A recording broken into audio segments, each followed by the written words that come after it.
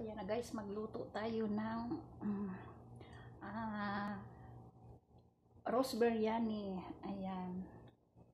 Ayan ang bigas natin. Kinulayan natin yan. Ito ang kinulay natin. Saffron yellow,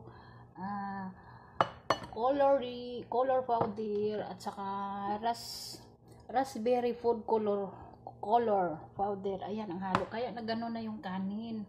Tapos, ito na, igisa natin yung manok. Ayan, yung pinirito ni fried muna natin yung sibuyas bombay. Ayan, at lagyan natin. Nandyan na yung ating loya, bawang. Ito yung dahon ng laurel. Itong ating maji. Ayan, ito yung ating hot spicy. Ayan, dalawang klase yan. Nihalo ko na dyan. At lagyan natin ng kamatis na ini-slice. Tapos ilagay natin yan. Yung parsley. Ayun, lagyan natin ng asin. So, may kulang pa dito guys.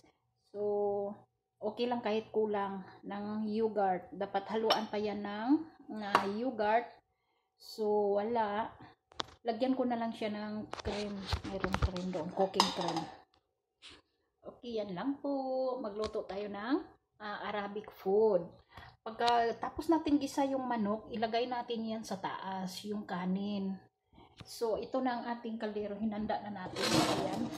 Nasunog ng ating mantika sa kalda. Nasunog. Ayan. Sorry, di na magluto na si ate. Let's go. Okay, yan lang po. Thank you for watching.